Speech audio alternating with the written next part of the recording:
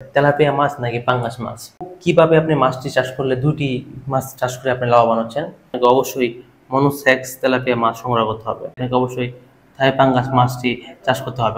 আসসালামু আলাইকুম, সকল মৎস্যচাষী ভাই বন্ধু জানাচ্ছি প্রাণঢালা শুভেচ্ছা। আশা করি আপনারা সকলেই ভালো আছেন। প্রিয় দর্শক, আমরা আজকের ভিডিওতে আলোচনা করব আপনি 2025 সালে এসে কি মাছ চাষ করবেন, তেলাপিয়া মাছ নাকি পাঙ্গাস মাছ। এখন আমরা জানি যে বাংলাদেশের বাজারে কিন্তু দুটি মাছের চাহিদাই ব্যাপক রয়েছে। হ্যাঁ, তবে কিভাবে আপনি মাছটি চাষ করলে দুটি মাছ চাষ করে আপনি লাভবান হচ্ছেন? আমরা আসলে বিগত কয়েক বছর ধরে দেখছি যে পাঙ্গাস মাছ একক চাষ করে ঠিক ওইভাবে লাভবান হওয়া যাচ্ছে না। তাই আপনি কি পদ্ধতি অনুসরণ করলে আপনি পাঙ্গাস মাছ চাষে লাভবান হবেন? বা আমরা বিগত কয়েক বছর বা অনেকের কাছ থেকে শুনেছি যে আসলে তেলাপিয়া মাছ চাষেও কিন্তু লাভবান হওয়া যাচ্ছে না। আসলে কি কি কারণে এই মাছের চাষে লাভবান হওয়া যাচ্ছে না সেটা নিয়ে বিস্তারিত আলোচনা করা হবে পুরো ভিডিও জুড়ে। তাই আশা করি আপনারা সম্পূর্ণ ভিডিওটি দেখবেন। আর যারা যারা এখন আমার চ্যানেলটি সাবস্ক্রাইব করেননি তারা আমার চ্যানেলটি সাবস্ক্রাইব করে দিয়ে পাশে থাকা বেল আইকনটি বাজিয়ে দিবেন, তাই মাছ চাষ সম্পর্কিত গুরুত্বপূর্ণ কোনো তথ্য বা পরামর্শ মিস না হয়।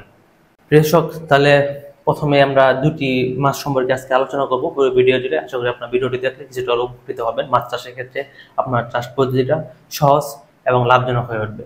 এখানে আপনি যদি তেলাপিয়া মাছ চাষ করতে চান সেক্ষেত্রে আপনি কি জাতের তেলাপিয়া মাছ সংগ্রহ করতে হবে, এটি একটি গুরুত্বপূর্ণ বিষয়।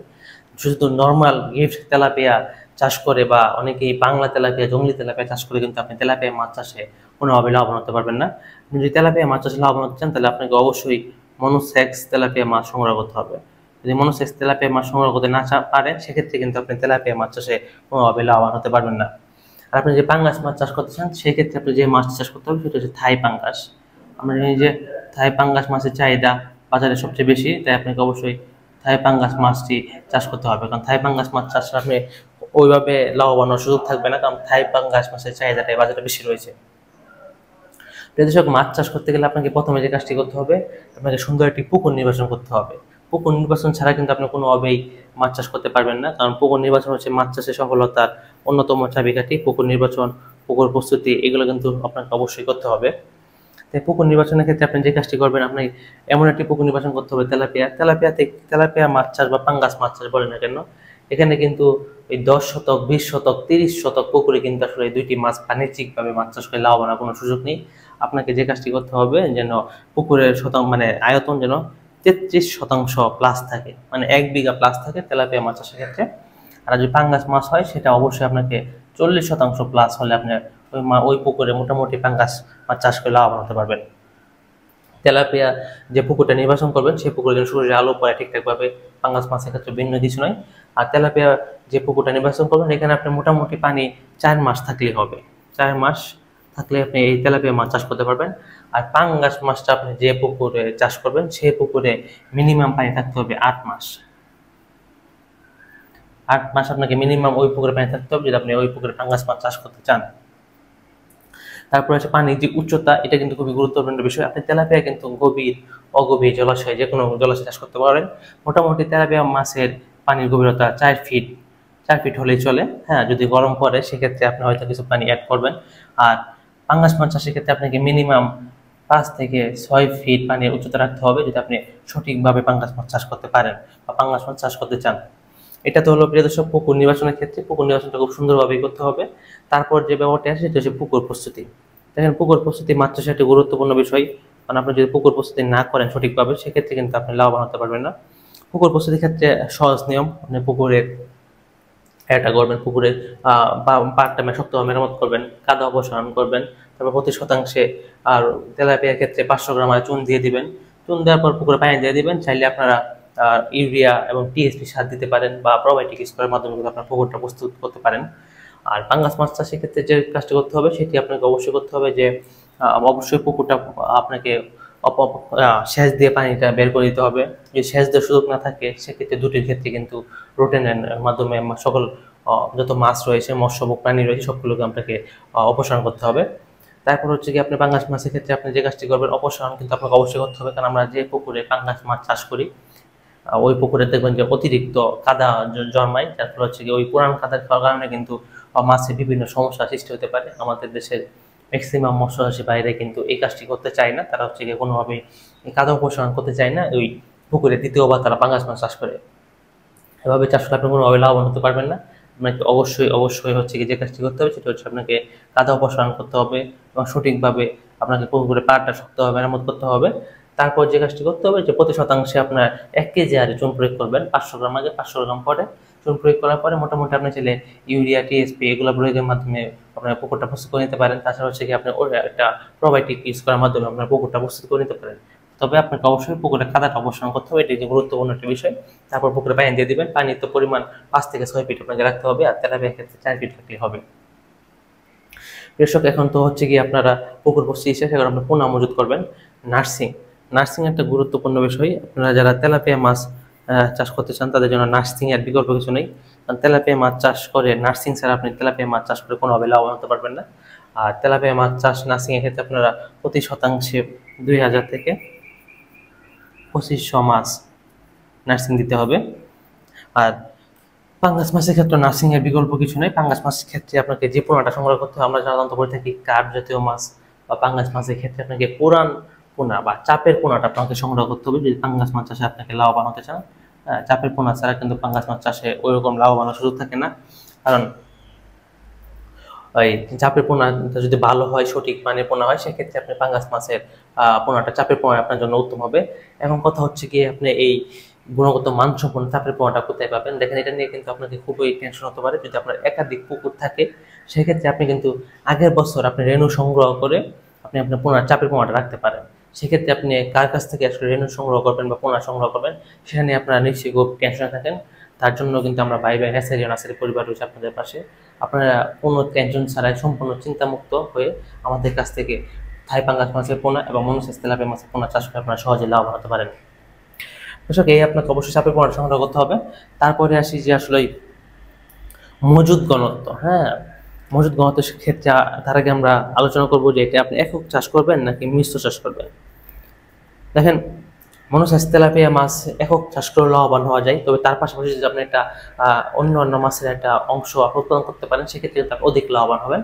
সেক্ষেত্রে আমরা বলে থাকি যে মনুসেস তেলাপিয়া মাছ একক চাষ করা যায়, প্লাস সাথী ফসল হিসাবে যদি আপনি মিশ্র চাষ করতে পারেন তাহলে আপনি অবশ্যই একটা ভালো ফলাফল পাবেন। আর পাঙ্গাস মাছ কোনোভাবে একক চাষ করা যাবে না। বর্তমান সময়ে যে মাছের বাজার, সেই বাজারে অবশ্যই পাঙ্গাস মাছ একক চাষ করার কোনো উপায় নেই। সেক্ষেত্রে আপনাকে অবশ্যই মিশ্র চাষটা করতে হবে, কারণ আমরা জানি যে বেশ কয়েক বছর ধরে হচ্ছে গিয়ে পাঙ্গাস মাছ চাষে যে আনুষঙ্গিক জিনিসের যে দাম যেমন বৃদ্ধি পাচ্ছে, খাদ্যের যেমন দাম বৃদ্ধি পাচ্ছে, পাঙ্গাস মাছের দামটা কিন্তু ঠিক ওইভাবে বৃদ্ধি পাচ্ছে না, যার ফলে কিন্তু পাঙ্গাস মাছ একক চাষ করে অনেক মৎস্য চাষী বাইরের লসের সম্মুখীন হয়েছে।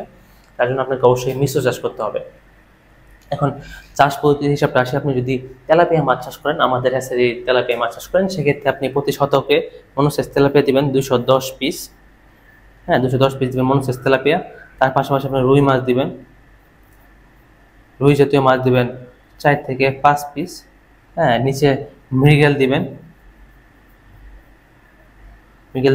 এক পিস। আর হচ্ছে কি আপনারা চাইলে সিলভার কাপ দিতে পারেন 1 পিস বা 2 পিস। এইভাবে আপনারা চাইলে চাষ করতে পারেন। এইভাবে যদি আপনি চাষ করেন আশা করি আপনি একটা ভালো ফলাফল পাবেন। এখন আসি হচ্ছে কি অনেকেই জানতে চাই যে মনুসেস তেলাপিয়ার সাথে কি পাঙ্গাস মাছ চাষ দেওয়া যাবে কি না মিশ্র চাষের ক্ষেত্রে। সেটা উত্তর হবে না, কারণ মনুসেস তেলাপিয়ার সাথে আপনি পাঙ্গাস মাছ চাষ করে লাভবান হতে পারবেন না। আপনি পাঙ্গাসের সাথে মনুসেস তেলাপিয়া মাছ চাষ করে আপনি লাভবান হতে পারেন। এখন কথা হচ্ছে আপনি যদি পাঙ্গাস মাছ মিশ্র চাষ করেন সেই চাষ পদ্ধতিটা কেমন হবে, সেটাও খুব সহজ। আপনি পাঙ্গাস মাছ দেবেন হচ্ছে প্রতি শতাংশ। আমরা জানি যে পাঙ্গাস মাছ কিন্তু সবচেয়ে বেশি উৎপাদন করা যায়। প্রতি শতাংশে পাঙ্গাস মাছ দেবেন 70 পিস বা 80 পিস। তার পাশাপাশি আপনি কাতল, উপরের স্তরের জন্য কাতল দিবেন 2 পিস। মধ্যম স্তরের জন্য রুই দিবেন 6 থেকে 8 পিস। নিচের স্তরের জন্য মৃগেল দিতে পারেন 1 থেকে 2 পিস। তার পাশাপাশি কিন্তু আপনি মনুসেস তেলাপিয়াটা আপনার পাঙ্গাস মাছের সাথে দিলে একটা ভালো ফলাফল হয়। আমরা দেখেছি যে আমাদের অনেক মৎস্যচাষী বাইরেই পাঙ্গাস মাছের সাথে মনুসেস তেলাপিয়া দিয়ে থাকে। সেই মনুসেস তেলাপিয়া যদি আপনি নিতে পারেন তাহলে আপনি একটা বাড়তি উৎপাদন পাবেন। কারণ আমরা নিজেরাও যখন পাঙ্গাস মাছ কালচার করে থাকি সেক্ষেত্রে কিন্তু আমরা নিজেরাও মনুসেস তেলাপিয়া মাছ দিয়ে থাকি। সেক্ষেত্রে আপনি মনুসেস তেলাপিয়া অবশ্যই আপনি দিয়ে একটি বাড়তি উৎপাদন করতে পারেন। সেক্ষেত্রে আপনি তেলাপিয়া মাছের ক্ষেত্রে, পাঙ্গাস মাছের ক্ষেত্রে আপনি যে কাজটি করবেন সেটি অবশ্যই আপনাকে 30 থেকে 32 পিস আপনি মনুসেস তেলাপিয়া মাছ দেবেন, তাহলে আশা করি আপনি একটা ভালো উৎপাদন পেয়ে যাবেন।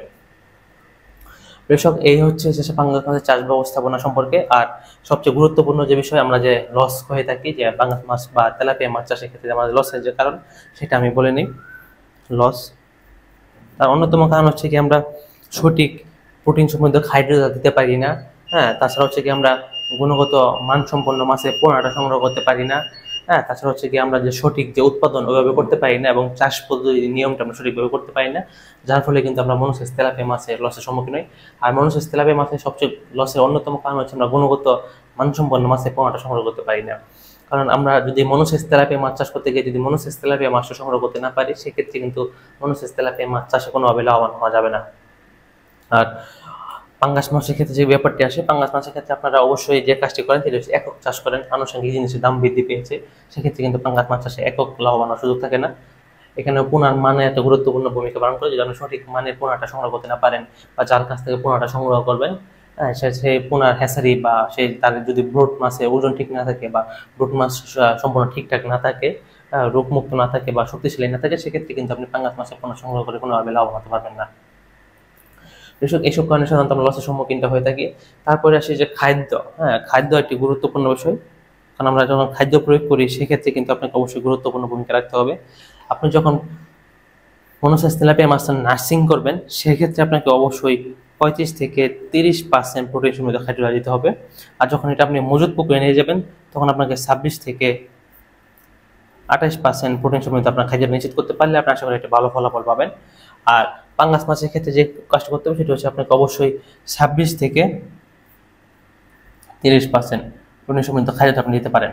এখন কথা আসতে পারে আপনি কি খাদ্য দিবেন। দেখেন, আপনি যখন মনোসেস তেলাপিয়া মাছ চাষ করবেন কমার্শিয়ালি, সেক্ষেত্রে আপনাকে অবশ্যই ভাসমান ফিড খাদ্য দিতে হবে।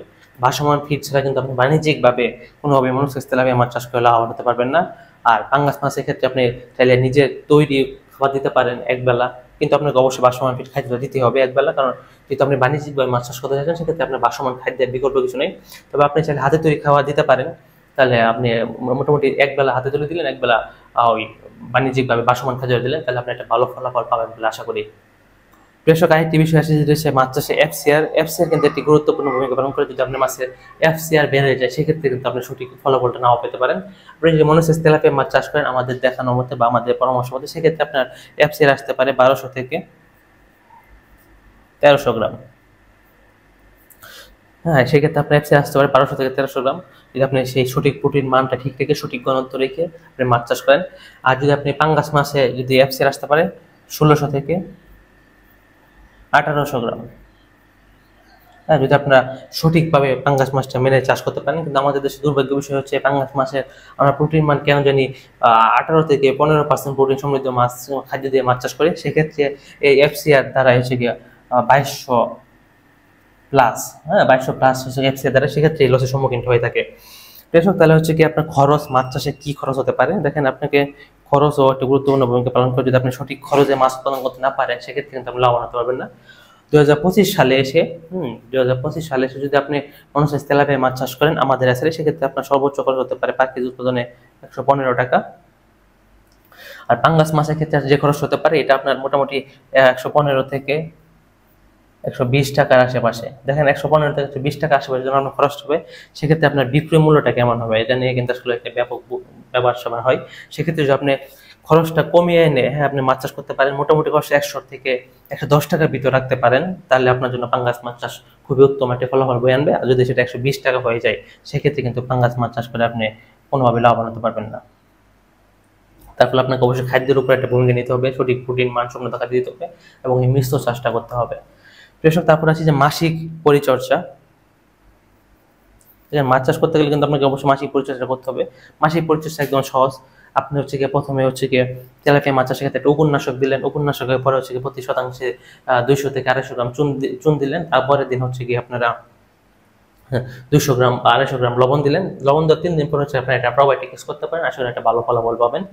আর পাঙ্গাস মাছের ক্ষেত্রে যে কাজটি করবেন সেটা হচ্ছে প্রতি মাসে একবার করে চুন দিবেন। হ্যাঁ, 200 থেকে 250 গ্রাম করে প্রতি শতাংশে চুন দিবেন। হ্যাঁ, তারপর হচ্ছে লবণ দিতে পারেন যদি আপনার মনে হয়। হ্যাঁ, তাছাড়া হচ্ছে আপনার যে কাজটি করতে হবে পাঙ্গাস মাছের সেক্ষেত্রে পানিটা একটু পরিবর্তন করতে হবে। কারণ পাঙ্গাস মাছ আমরা জানি যে মানে অতিরিক্ত খাদ্য খায় এবং অতিরিক্ত মল প্রয়োগ করে। সেক্ষেত্রে কিন্তু পাঙ্গাস মাছে পানি ধরে রাখাটা খুবই গুরুত্বপূর্ণ একটা বিষয়। যদি আপনি পাঙ্গাস মাছে প্রতি 20 দিন অন্তর অন্তর পানিটা পরিবর্তন করতে পারেন বা পানির গভীরতাটা 5 থেকে 6 ফিট রাখতে পারেন, তাহলে আশা করি আপনি মোটামুটি ভালো একটা ফলাফল পাবেন। আর যে কাজটি করবেন, প্রতি 15 থেকে 20 দিন অন্তর অন্তর আপনার হচ্ছে পাঙ্গাস মাছে পুকুরে হচ্ছে হররা টেনে দেবেন। হররা টেনে দেওয়ার পরে যে অতিরিক্ত খাদ্য বা অতিরিক্ত জৈব পদার্থ জমা থাকবে, সেগুলো যে গ্যাসের সৃষ্টি হয়, সেগুলো থেকে পাঙ্গাস মাছটা মুক্ত থাকবে। বিশেষ করে যে চাষের যে সময়কাল, এটি আপনাকে অবশ্যই গুরুত্বপূর্ণ ভূমিকা রাখতে হবে। আমি কিন্তু প্রথমে বলেছি যে আপনি যদি আমাদের কাছে তেলাপিয়া মাছ চাষ করেন 4 মাস, সেক্ষেত্রে প্রত্যেকটি মাছ 3 কেজি আসবে। 1 মাস নার্সিং আর হচ্ছে গিয়া 3 মাস চাষ। হয়তো 3 মাস চাষের ক্ষেত্রে 5 দিন 10 দিন এদের সাথে করতে পারে, সেক্ষেত্রে 3 কেজি চলে আসবে আশা করি। আর আপনি যদি পাঙ্গাস মাছ 8 মাস চাষ করেন, সেক্ষেত্রে যদি আপনি চাপের পোনাটা নেন, সেক্ষেত্রে মোটামুটি আমরা আশা করি 1500 প্লাস 1500 প্লাস আপনার ওজন হবে। 1500 থেকে 1800 বা 2 কেজি আশেপাশে আপনার ওজন হবে, যদি আপনি চাপের পোনাটা সংগ্রহ করে পাঙ্গাস মাছ চাষে দিতে পারেন। দর্শক, এই ছিল বিস্তারিত।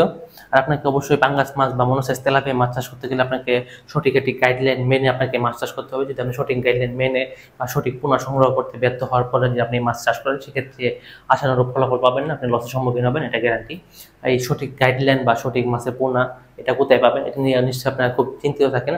কোনো চিন্তার কোনো কারণ নেই। তার জন্য কিন্তু আমরা বাই মশাই চাই নার্সারি পরিবার রয়েছে আপনাদের পাশে। আপনারা আমাদের কাছে অরিজিনাল মনোসাইজ তেলাপিয়া মাছ এবং থাই পাঙ্গাস মাছের পোনা এবং রেণু পেয়ে যাবেন খুবই সুলভ মূল্যে। শুধু পাঙ্গাস মাছের রেণুটা পাবেন, কিন্তু আমরা তেলাপিয়া মাছের রেণুটা পাবেন না, কারণ তেলাপিয়া মাছ আমরা হরমোন ট্রিটমেন্ট কমপ্লিট করার পরে সেই মাছটা আমরা দিয়ে থাকি। তাই প্রিয় দর্শক, এই গুণগত মানসম্পন্ন মাছের পোনা, বিক্রিয়ত সেবা, সঠিক গাইডলাইন সহ পেতে আমাদের স্ক্রিনে থাকা নাম্বারে যোগাযোগ করুন আজই। আর মাছ চাষ সম্পর্কিত যে কোনো তথ্য পরামর্শ পেতে আমাদের সাথে থাকুন। আজকে ভিডিওতে আর দীর্ঘায়িত করতে চাচ্ছি না। আমাদের পরবর্তী ভিডিও আসার পর্যন্ত সকল সুস্বাস্থ্য এবং সুদীর্ঘ কামনা করে এখানে বিদায় নিচ্ছি। আসসালামু আলাইকুম।